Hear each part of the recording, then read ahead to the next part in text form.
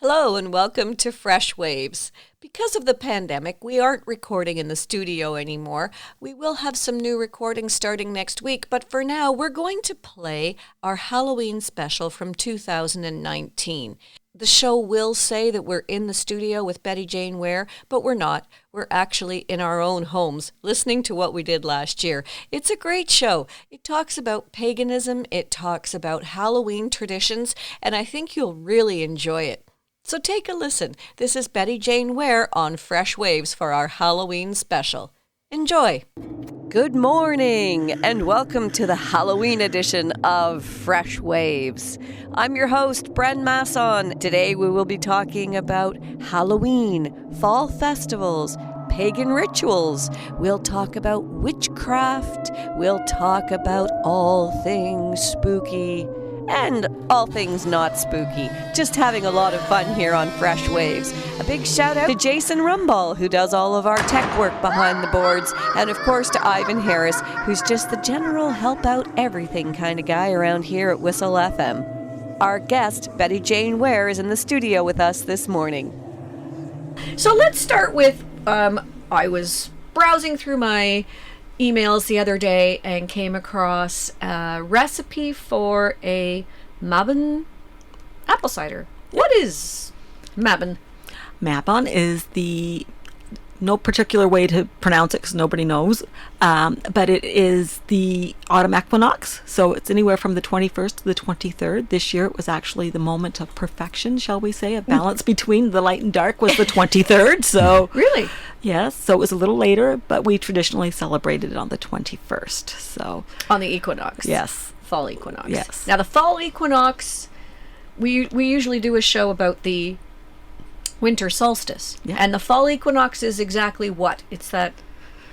Well, it's that moment of perfect balance. So like Ostara or Easter, as Christians use, it's the moment where the day and the night, or the light and the dark, are exactly 12 hours apart. Or 12 hours long. Isn't that interesting? And that's special in this part of the world. Absolutely. It's also the time when where at Easter you can put that egg and it'll stand up on its end. Uh-huh. Because it's that perfect balance. Isn't that neat? Because there are parts of the world like Costa Rica and Ecuador where 12 hours and 12 hours is standard. Absolutely. All year round. Yes. So it's nothing special for those people. No. Well, it depends on where you are. Every day is a gift. Every day is a gift. It's a different kind of gift. That's right. Okay, so what do we do at Mabon? Okay, so it's all it's all about the equality and finding perfect balance, but it's also the second harvest. So it's a time where we're sort of gathering our apples and celebrating the end of the first harvest, which was the wheat harvest, which was Lunasa, which is August 1st, 2nd. And so it's a time to party and celebrate, but it's also a time to rest. So this is a time when you're sort of making your applesauce, your apple ciders, and harvesting your root vegetables and getting them ready for the long winter that's ahead, because the nights are getting shorter.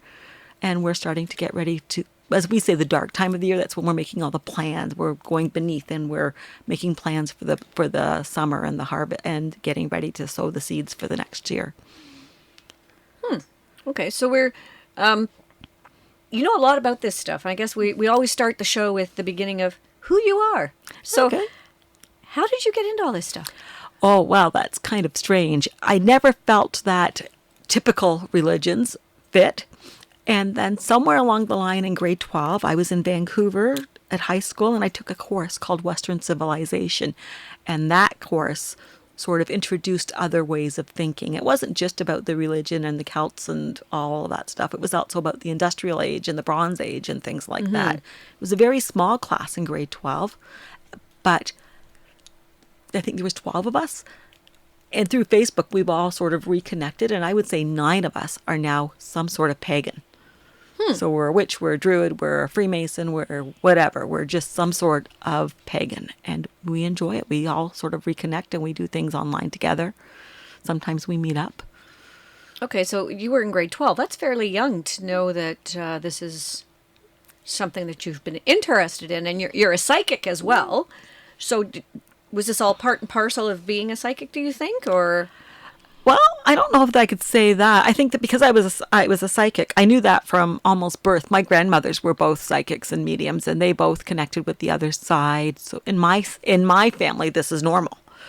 So so I was really a handy person to have in high school when we were doing things that we couldn't do because I always knew ahead of time when to leave. Right. So it was always kind of fun. And as a young girl, I would always be the one that would say, so and so is having a baby, or things like that. And before anyone knew? Before anybody knew. And sometimes I'd get shushed because so and so couldn't have a baby, but I just knew that she was. Wow. So, yeah. You're lucky you were in an environment where that was embraced, because some people would have thought that you were just someone who should be quieted. Absolutely. In my family, especially with my grandmothers, it was normal. It was normal. So people will ask me, what's it like to be a psychic? And I'm like, well, what's it like to have a left arm? Because I don't know any different. It is what it is for you. It is. It's normal. It's as normal as breathing. Okay. So when someone says to you, tell me the lottery numbers for this week's Lotto Max if you're a psychic. There's no energy attached. Yes, there is a magic in numbers, absolutely. But for me, there's no energy attached to it, so there's no reason to have that. The other side doesn't know because it's not important to them. They have no reason to want anything material. That's an interesting way of explaining it. Yeah. There isn't an energy attached to it other than the poor person who's sitting there going, drop a number 5, drop a number 5. Absolutely. But that's material, and it's not important to the other side, or there's the spirit world, whatever you want to call it. So there's no point in them giving us that information. They want to provide messages of love and guidance and things like that. They don't want, why would they care about the numbers? So would you consider yourself a druid or a witch or just or pagan, which to me seems like a broader umbrella? Absolutely pagan. I that is a broader umbrella. I consider myself a witch. I was a Wiccan. I'm not anymore, but so I have the spiritual element of it, which means I do represent a god and a goddess. So it's not just about the craft of the witch, because witchcraft tends to be about the tarot and the spells and the colors and the herbs and all of that, the craft, the doing part of being a witch. But I actually bring the god and the goddess, which brings the balance into it. I worship a male and a female. Is it okay to tell us which ones they are? Depends on the day. Depends on what I'm looking for. So if I'm looking for something to do with weather, I'm going to look at weather gods that are associated with weather. If I'm looking at something to do with fertility or with luck, I'm going to do with gods or goddesses associated with that. So, for an example, if I'm looking for a good parking spot, I'm going to call on Ganesh. Why? He's the remover of obstacles. Aha. So I have really good luck with Ganesh parking. has a son, doesn't he? Possibly. I'm not that. I know who I work with, but Ganesh having a son, couldn't tell you. I believe so. Because this summer I was at the Bancroft Yeah. Rockhound Jamboree, which I go to every year, and there was a Ganesh made of labradorite. Oh, beautiful. And he just called to me. I love labradorite. It is the witch's stone. Yeah. And it's, and it was just... And it's a perfect stone for this time of year because it's the stone of transformation. Aha! And that's So what the guy told me. Fall is transformation, is it not? I guess it really is. And if I have to try and find a positive element in the fall, transformation's a nice way of looking at it. It's my favorite time of year, so we're polar opposites Polar here. opposites. And mine is just the fact that the days are getting shorter, which just... But the nights are getting longer. That's true. So it depends on how you look at it. Yes, the days are getting shorter, but maybe there's more for me to do in the evening. So I need that sort of longer night, that longer period of rest. Okay, I'll go with it. Yeah. I'll bite. You know what? I love winter. I love that beautiful, crisp, wonderful air. I think it's fantastic. But... yeah, there you go. I am not a winter person. Yeah. Again, polar opposites. Yep, there you go. Okay, so you were little, knew you had psychic powers, and how did that go over at public school? Well, to be fair, back in the 60s and 70s, I knew not to talk about it. So, whereas everybody would come to the house to get readings from my grandparents, and I would sit on the floor under the table and give my 2 cents, I knew everybody would come to the back door So we didn't really talk about it. So I knew not to sort of say much. But then as you got into the later 70s and early 80s, and I was in Vancouver then, it was a little more open, a little more accepted. So nobody put a name on it as being psychic. I knew, but Betty Jane always knew when things were going to happen and I shouldn't do things. I was invited to go to this party or that event and I would not go. And my close friends would say, well, if she's not going, I'm not going. And it was nothing to do with my popularity or anything like that. It was because they knew that somehow people were going to get into some sort of trouble. Did you know of anybody who had the same sort of abilities as you, but was not accepted? Yes, but that happened later in life.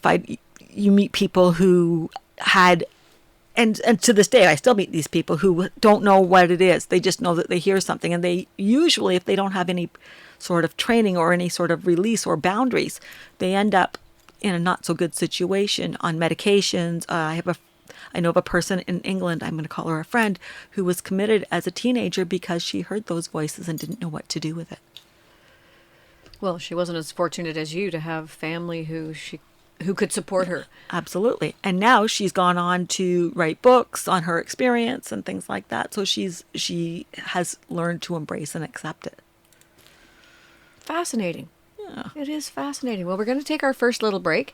And when we come back, we'll be talking more about the celebrations of the fall and fall harvest and all that kind of fun stuff. You're listening to Fresh Waves. I'm your host, Bren Masson, and we will be back right after this. So stay tuned. Hi, this is Bren Masson, host of Fresh Waves. Fresh Waves is a talk show and podcast that talks about fresh, new ideas. Actually, sometimes we talk about really old, ancient ideas too that are becoming fresh once more. You can hear us on Whistle FM Wednesday mornings at 10 a.m. or go to our website, freshwaves.ca, to hear the podcasts. We also love to hear your stories and your suggestions, so drop us a line at bren@freshwaves.ca. We'd love to hear from you. Fresh Waves, it really is fresh.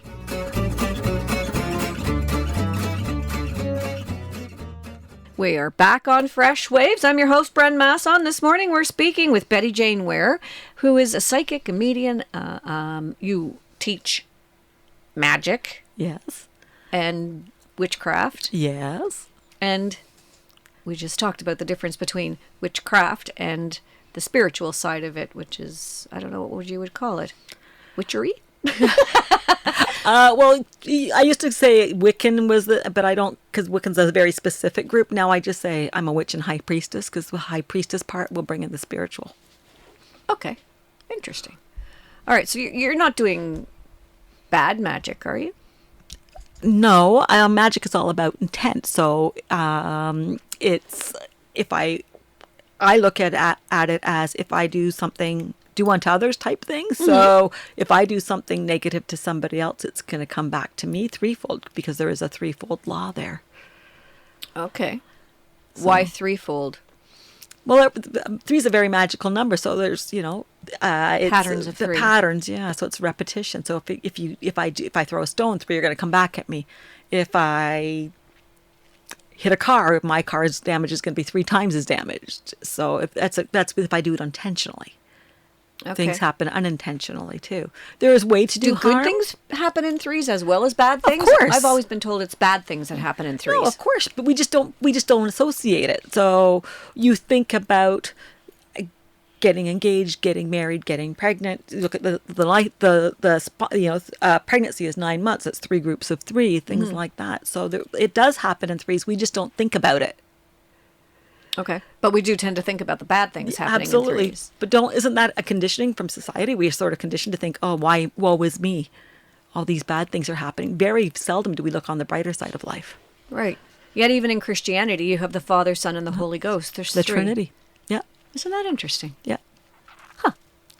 Well, we could do a whole show just on numerology and numbers. We could. And patterning and numbers and things like that. So let's get back to our fall festivals. We touched on the equinox and Mabon. Yeah. Is that how you say it? Yeah.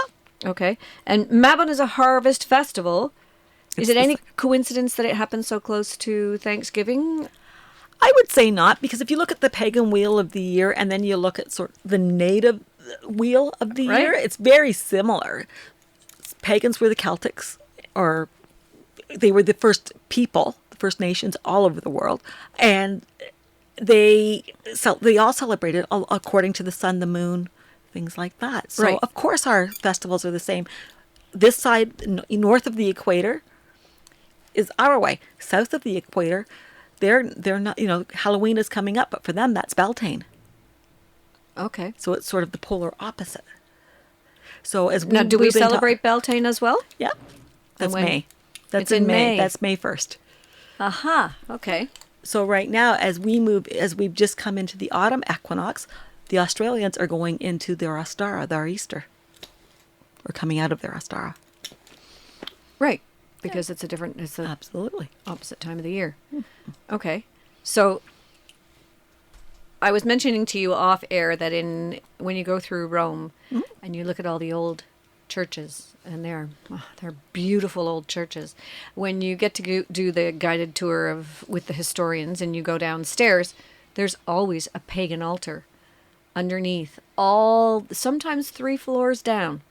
But there's a pagan altar because they said that ground was sacred ground, and the priests already knew that it was sacred ground. So instead of finding more sacred ground, they would build the church on top of the already sacred ground. So when I look at the festivals, then I think, okay, well, where do the roots of a Thanksgiving come from? I know First Nations here do not like Thanksgiving. It's the scene of the Thanksgiving massacre, and it was a horrible, horrible time for them. Yet they have harvest festivals, obviously.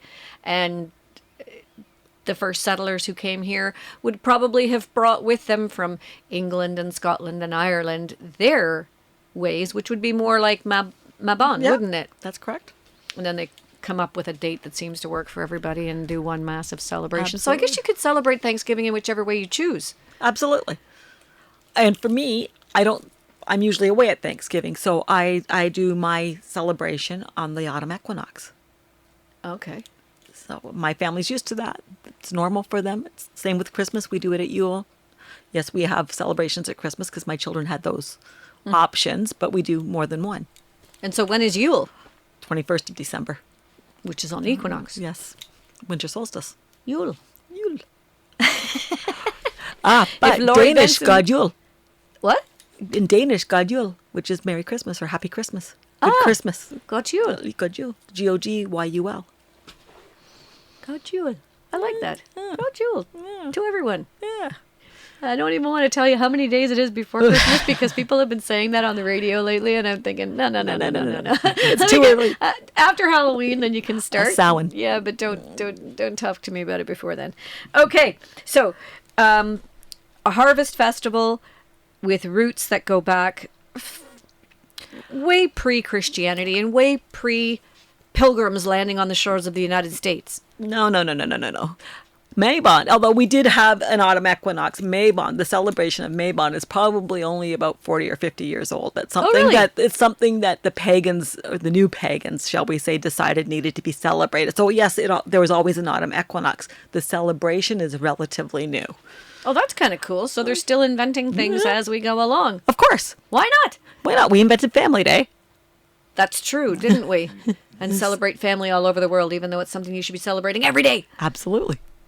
And I think we used to in bygone years when people actually sat down for a meal at the end of the day, when, people didn't matter whether you were a merchant 200 years ago or whether you were a farmer. You sat down at the end of the day and had a meal together and were thankful and grateful for the meal that was before you on the table and celebrated the fact that you were all together. That's right. But in Celtic times, part of that family celebration, so for high days and holidays, and this is something that I learned about 10 or 15 years ago, is that the skulls, because we all love skulls, right? Or I do anyways. The skull or the head of the person was removed and placed on the table. What? I know. Obviously, there was some other things done to it first, but otherwise it would get a little stinky. But it was about honoring the ancestor, and that skull contained the wisdom of that ancestor. Isn't that interesting? So you will quite often find on a pagan altar a skull because it's a way. Now, nowadays we use crystal or glass or something like that.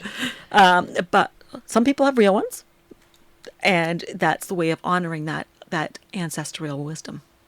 So it for people who don't like skull references, which are very prevalent around Halloween, aren't they? Absolutely. It's interesting to know the history and the roots of these certain things, because then they become far less creepy. Mm-hmm. It's not a creepy thing then if it's just to honor the ancestors. That's correct. I have a stone, and it's a stone that I found that's in the shape of a heart and has a fossil on the underside.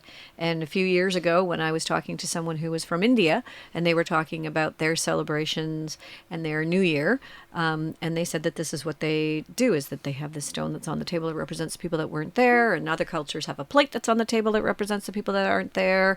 And when I found this rock, I thought this is the perfect rock for my family. And it has this little fossil on the back.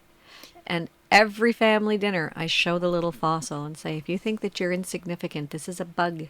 Yeah. And thousands of years, could be 10,000 years later, we're looking at this imprint of this little bug. So don't think that you don't have an importance on this earth. You do. Make your importance.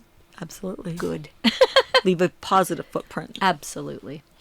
Well, and I guess you guys do that too, right? Everybody. We try. Everybody does. It's not the fairy tale. Let's talk about that when we get back from our next break. Let's talk about the fact of we're coming into Halloween and how much of it is Disney created and how much of it is based in traditions that are older than dirt.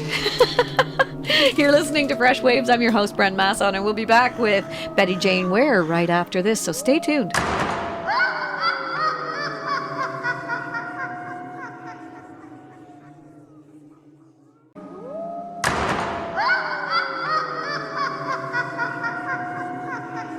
We are back on Fresh Waves, actually. Oh, fresh, whatever. It's all fresh. It's fresh to everybody. That's why you listen to this show, to find out what we're talking about and expose yourself to some new ideas and new ways of thinking. So we promised that we would talk with Betty Jane about Halloween. So let's un-Disney-ify. That's my word. A minor technicality and un-Disney-ify the whole concept of Halloween. Okay. So Halloween is a festival of the dark side, so the darkness.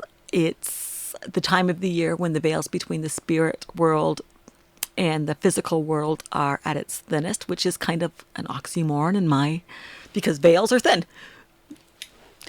Okay, yeah. The whole concept of a veil is thin. Absolutely. As opposed to a barrier, which you can see would have more depth to it. Absolutely, okay. Yeah. So it's the time of year when you're supposed to be able, everybody is supposed to be able to communicate with the spirit world on a different level. So it is the final harvest festival as well. So it is a time of celebration and very much relaxation. And I guess we pagans just like to have a party. Okay. Now, do you party on the night of Halloween? I do, but it's a little different. Yes, I do. It depends on where I am. Uh-huh. Quite often I'm somewhere else. So this year I will be home for Halloween, so that's going to be fun. And I will do the trick-or-treating thing because I enjoy it. And I have plans. So here at my house, you'll see something a little bit unusual. And then we do our own little ritual at home. And the ritual would involve? Usually it's about, so remember, Halloween is the witch's new year too. So it is a time where we celebrate those that have passed on to the spirit world, but it's also time to celebrate things that you want to leave behind. So if I'm doing a ritual around that time of year, I'm doing a community ritual 90% of the time, or I'm doing it with just my family. And then we do something where we write a letter to the crone telling her about things we want to leave behind. What is a crone? The crone is the sort of the oldest woman in the circle. Okay. So it's the hag, it's the person that is no longer people childbearing an old croner. Yeah, guess what that this is a woman who is no longer of childbearing years. Okay. Wow, that's a lot of people I know. Exactly. Me too. Me too. However, usually in my household, it's the oldest one, which would be my mother-in-law, and she plays the part. And you can either write a note or you can whisper it in her ear. And it's a heavy job for her, but she does it very well. If it's a written thing, we put it in the cauldron and we burn it in the garden. You put it in the cauldron and you burn it in the garden. Yeah. Okay. My house doesn't have a real fireplace, so I'm not going to put it in my gas fireplace. No. So it's a safety concern. But we put the cauldron outside, we light it, we light the papers on fire, and it goes, and it's fine, and it's contained, safe. And it's the papers of everything that you want to leave behind. That's right. Isn't that great? It is. And then I've always given a candle, a yellow candle, to light somebody's way. So if you want to communicate, you place it in your window, and that way you're inviting the ancestors in to see you that night. Okay. Do you get to pick which ancestors you want to come in? No. I could. Yeah. But you might actually send a thought or an intention out that you have, that, your favorite great Aunt Bertha come visit you or something like that. Because that way it's going to open that sort of doorway a little bit so that they can do that. So what if you invited somebody who you didn't really want, or someone who you didn't really want came in? Isn't that what a lot of the trick-or-treating things originally were about? Yes. I feel like, I'm trying to explain. Ancestors, if loved ones on the other side are coming in for messages of love and acceptance and things like that. People who have been not so great to you, they're probably not wanting to visit you from the spirit world, because their job is to create chaos and turmoil. So they're probably not coming through for you. Mm-hmm. That being said, you can tell them to go away. Okay. You have the power. Because apparently, from things that I've read, the original costumes of Halloween were so that you would be disguised, and the bad spirits that came over the veil during that time wouldn't be able to find you. Absolutely. But Halloween is a North American tradition. That's true, because they don't even have it in Europe. Although it's starting to catch on from a Hallmark point of view. Yeah. But, or from a Disney point of view. So really that is, I'm going to say that's something that's a myth or a legend that we've perpetuated. It hasn't been there historically. Okay. Interesting. So, but they still have all over Europe and the world of the Celts and the Norse, they still have festivals of light at this time of year. So in the German traditions, they have those white turnips, because I guess they don't have pumpkins. That's correct. And they walk down the street with the white turnips, and there's some big, ugly, monstrous guy at the back who kind of represents all the evil that could be around. Absolutely. But the light is going to chase that away, sort of but thing. Remember, we don't actually, depending on what you're calling evil, devil is a Christian concept. As a pagan, we don't look at a devil. We look at people having that as an intention. So the evil that we're sort of banishing is the things that exist in your mind, or criminal elements and things like that. Because it's the intention. Yep. All right. There's always been monsters under the bed. We can't get away from that. Right. So, isn't that interesting? So it's more of if you set good intentions, then good things are going to come to you. If you set bad intentions, J.K. Rowling said that in Harry Potter, right? When he asked Dumbledore, Harry asks Dumbledore, how come the Sorting Hat had such a hard time picking between Gryffindor or Slytherin? Yeah. And there's this back and forth going on with the Sorting Hat. And Dumbledore said to him, we all have both qualities. It's what you do with the qualities that you have that determines which house you go to. Absolutely. And one of the things I say to people in the course of a reading, if you've been stuck in a dark place, but it's comfortable and it's what you know. So it could be depression, it could be anything. But you think about it, if you're sitting in a cave and all you've known is that darkness around you, stepping out into that sunshine, it's the unknown. It's a fear. Mm-hmm. So that's scary. It is very scary. So that's why that balance can be hard to achieve, because one is comfortable. It doesn't matter if it's the good or the bad. It's comfortable. You've known it your whole life. And so to step out and do something different is a frightening place. Absolutely. Yeah. But what changes if you do take that risk? Sometimes nothing, but then nothing changes. Sometimes everything changes for the good, for the better, maybe it's a bad thing, but still it's a change that you've affected. And I think that's always positive. Yeah. You get out of a bad habit. What changes if you quit smoking? Yeah, that's the truth. If you don't quit smoking, nothing changes. And even if you fail at it, nothing changes. But if you succeed, then, you don't cough anymore, you've got better breathing, maybe a longer life, things like that. And it may not be pleasant at first, but the outcome is good. Yes. I've always been amazed at how things that taste good and are bad for you taste so good, and you want so many more of them, yet you know that you don't feel well. But sometimes people don't even realize that they don't feel well, you know? Yeah. So isn't that an interesting concept? Okay, so let's talk about, you're coming into Halloween, and along with the fall festivals of giving and everything, which seems so amazing, and the harvest and the big feasting, then you come to Halloween, which seems really morbid and ugly and dark and scary. If you make it that way. I've So many always people done a do. feast, Like yeah. the North American thing now, it's ghosts and goblins, and the ghosts aren't like Casper the Friendly Ghosts. These are mean and scary things. People go out for Halloween with axes in their heads and blood running down their face, and it seems to be the trendy thing. I personally can't stand that side of Halloween. No, But it's very popular. it is. But it's a costume. What's it disguising? And what's it attracting? It'd be what's it attracting that kind of gets me. Yeah, exactly. So you have to, and again, it's you be careful what you release. Right. So what are you bringing in by doing that? So that's what I look at it. But I like the little kids when they come around. They're all sort of princesses or beds. Or I saw a kid one year and he was dressed as a bed, so it was kind of fun. But it's the older kids that kind of that do the scary thing, and that's fine. That's fine. That's what they're attracting in their life too at that point, because they're transitioning, they're changing, they're learning all about these things. They're learning and they're understanding the both sides of the fence that they Absolutely. probably didn't understand Brings us before. back to balance, doesn't it? Yeah. Interesting.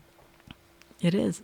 And I've been blessed to spend Halloween in Salem, Massachusetts, and it's a Really? little different. And I've done that for years. So And how is that in Salem? Because it's very, pagan-y, witchy? yeah, and a religion in its own Absolutely. right. So how Depends does on that where work? you go. I've been to both sides of it. I've been to where where it's been all flash and dazzle, and even the other pagans are kind of looking and saying, what the heck are you doing? Right. And then I've been to what I affectionately call Tea with Terry, and it's basically, we call it the Feast of Samhain, which is Halloween. And it's it's a dinner. No wine served until after, because we don't want to offend anybody. Right. And then it's a ritual.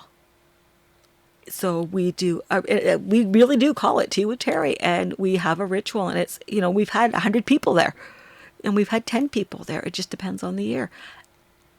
And we just get together in celebration of those who have passed on. And at the end of it, we're raising a glass to Happy New Year. Huh. Okay. So it's not really as dark as one would think. No, it's what you make it. That's true. Think about how many people have said to you, I hate Christmas. Yes, many, many, many. So what are they putting out to there? As much as happy and as merry as it's supposed to be, they're going, oh, I hate Christmas. That's what they're putting out. So they're already inviting the stress in. Yeah, careful what you wish for, that kind of a thing, That's right. Because you may not want it. That's right. Very interesting. Because I always thought that Salem was one of those places where it's really dark and spooky, and, there's a lot of bad stuff happening at Halloween. Okay. Can do. Like any sort of small college town, university town, or any town at all. We have good and bad in all of us. But Salem at Halloween or Samhain or whatever you want to call it is like Mardi Gras. Small town America, 500,000 people show up.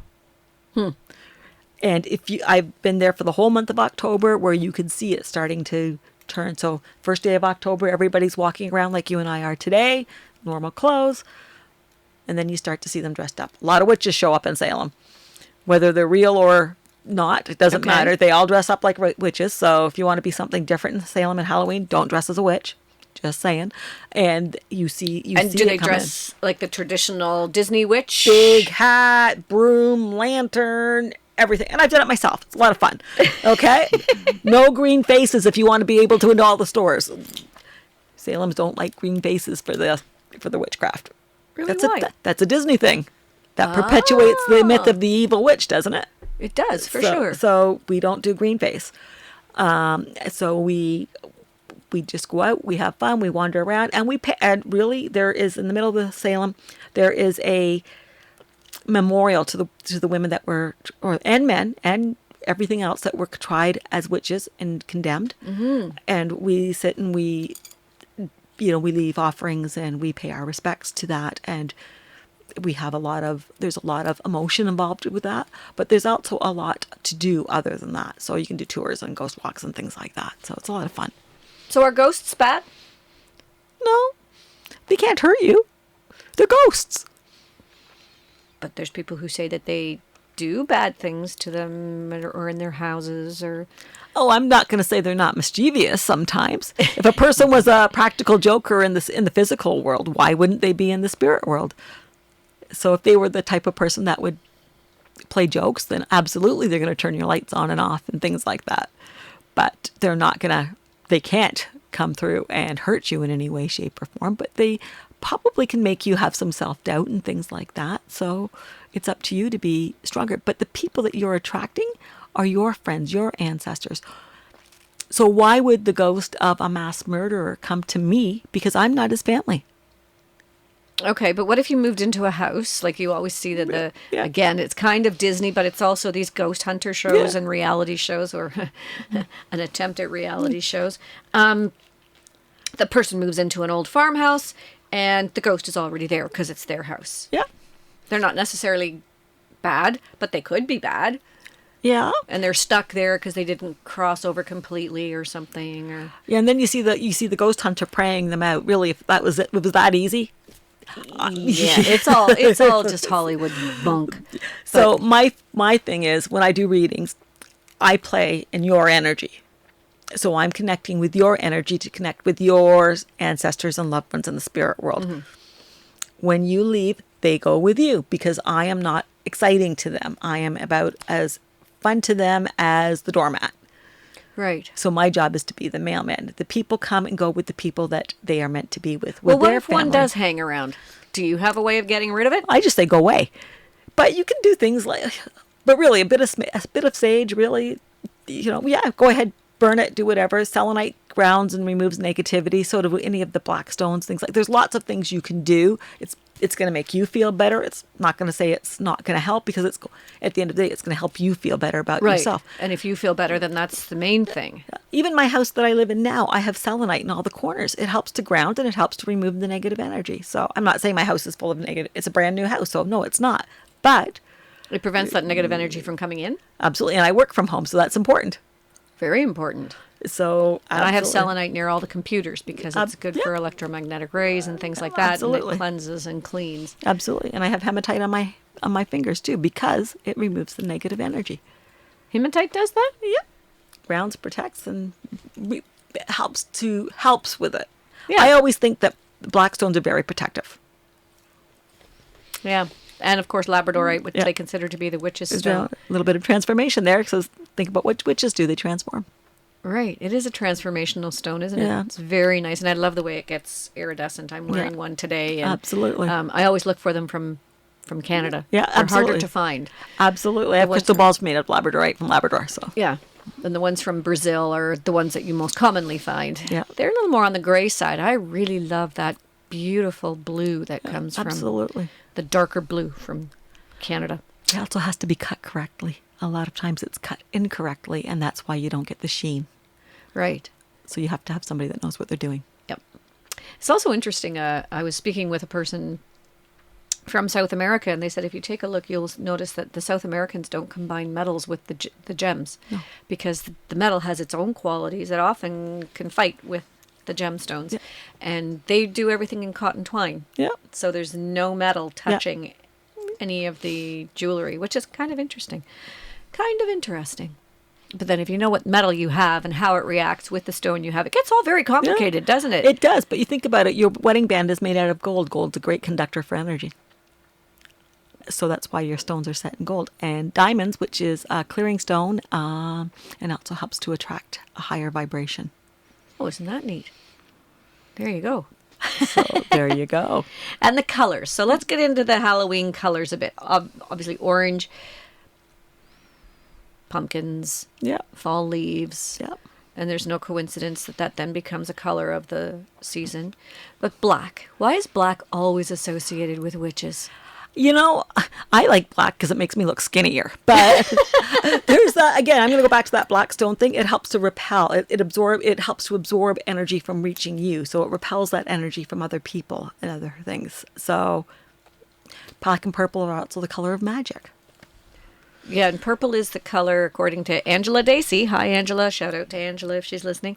Who's a color therapist and uses color to make people's lives better or whatever, enhance. The color purple is the color of the divine. Absolutely. And it's no coincidence that the royal family uses the deep purple cloaks and Yes. always has over the years. It's no coincidence at all. Absolutely. It's the connection to the divine. But black seems to be an absence of color, a black hole in space, the blackness of the universe with the lights that are stars. So But black and white aren't colors, are they? they aren't, yeah, because white is like all the colors together. Yeah. And black is not a color. It's a tone. It's I can't remember what it is from high school, Right. but so if you look at it, black and white really are the neutrals. They're not colors, where Right. your colors are your red, your yellow, and your blue. Yeah. And so that's your colors, and anything else is mixed up into there to create a color. But black is when you kind of add all the colors together to create. If you ever taken an art lesson, Yeah, if you had more than 3 colors, you make mud. right. So black it repels negativity, it banishes, things like that. Somebody said to me once, I don't practice dark magic. And I was like, well, you don't work by the light of the moon. You don't wear black. You don't. Well, I do all of that. Well, then you practice dark magic. It's in the dark. Okay, exactly, because it's an intention. And it's an intention to be in the dark. Because the night is kind of sacred in a way, isn't it? Absolutely. And why would it be sacred? For me, it's the time. Well, we're going to go back to when neo-paganism started with Gerald Gardner and all of those things, where it was still illegal to be a witch. So you would Right. practice under the cover of night so that nobody saw you. And even before that, when the villages had wise women and things like that, if they wanted to get together to celebrate, they had to do it under the cover of darkness. And they had to do it so that nobody would know who they were, because there was witch hunters, there was things like that would come out and do physical harm.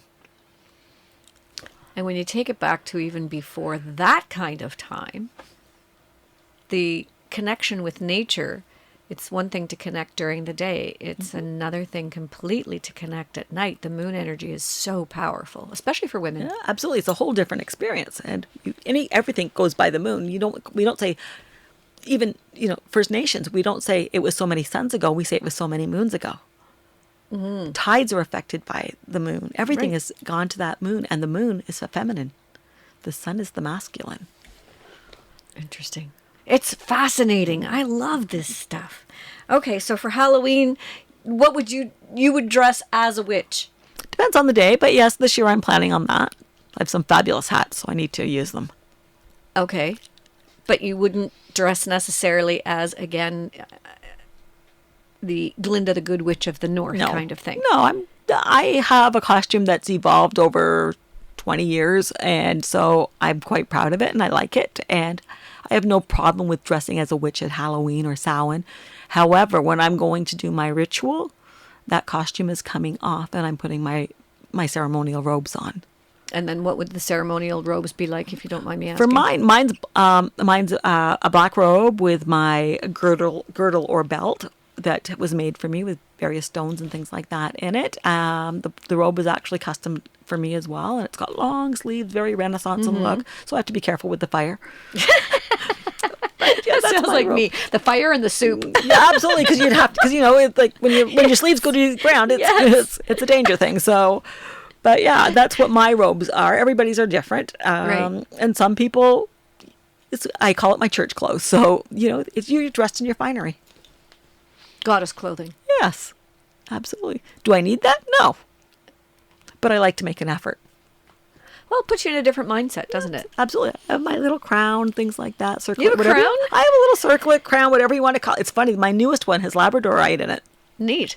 And it's like a crown of thorns kind of thing, or No. flowers or something. No, this is just a little circlet. This one has a Labradorite gemstones in it. Mine are mostly silver, although I do have a gold one. And some have moons, some have stones, I have several.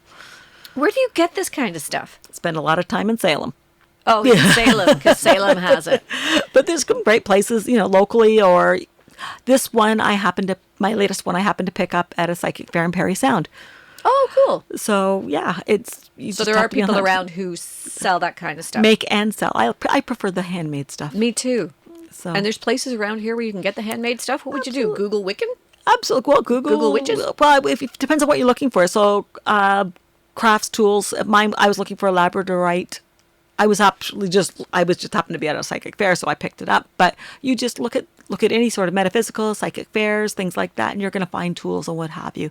And actually, I know Moonflowers used to be in town and had a great array. So you kind of look like that. There's the Hedge Witch in Sharon. There's lots of places around that you can go.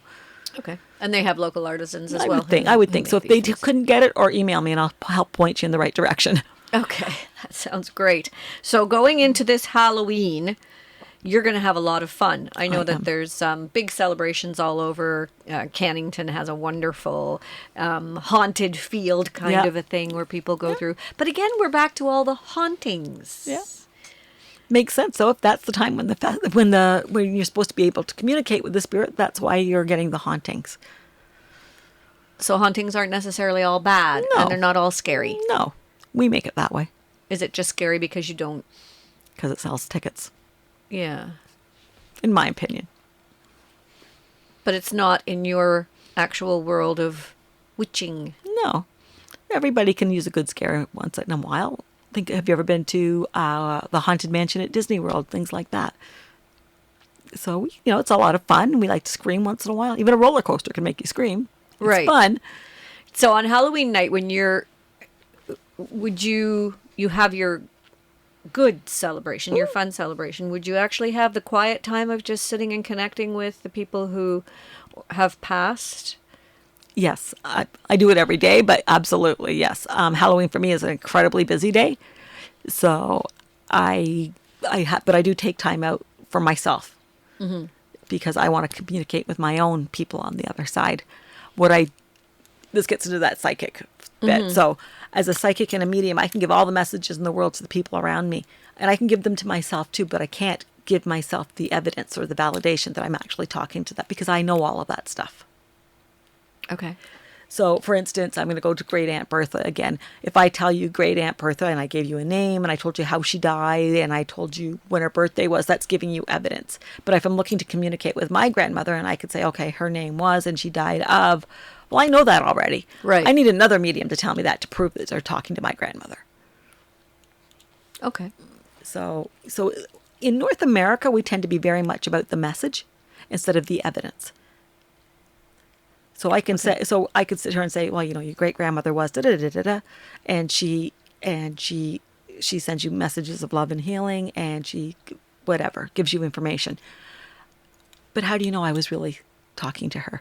I have to be able to say, well, I have your great grandmother here. She died of a heart condition, and the month of November is particularly significant. And I'm not trying to read you; I'm just giving you an example. Right. So it's all of these things. I don't always get names. Sometimes I do, sometimes I don't, so I don't try. The less I try, the more I get. Isn't that funny? Yeah. That's a way in life a lot of times. The less you try, the more you get, the more you ride on intuition. Yeah. The more authentic things are. Yeah, and it's funny because I run a development group out of my house on Tuesday nights, and one of the girls, when she let go of the way she thought she was supposed to do it, she said, I'm just going with my feelings. She was much better with just the feelings that she was getting than with the development, than the actual sort of thinking it through. But that's what it's supposed to be at. We all communicate different, whether it's through feeling, through knowing, through hearing, through seeing, smelling, tasting. All of those are things that you can do with working with spirit. Isn't that interesting? Oh, we could go on forever. But guess what? We're at the end of our time. Thank you so much for joining us this morning. We've really enjoyed having you here. Thank you for having me. Thanks for listening to our Halloween special. Have a very safe and happy Halloween. Another foolish child dares to trespass on this wicked place. Here, now a spell to remove that smile from your pretty face. Huggles and haggardash and eyes of a crow. All powers are mine now, and all that you know. Double toil and trouble. Fire burn and cauldron bubble. Round about the cauldron go. In the poison entrails throw. Sweltered venom, sleeping got. Boil thou first in the charmed pot. I see my next ingredient has arrived. With you, my spell no longer deprived. Your youth and flesh, the only price to ensure me of eternal life. Happy Halloween from everyone at Freshwaves.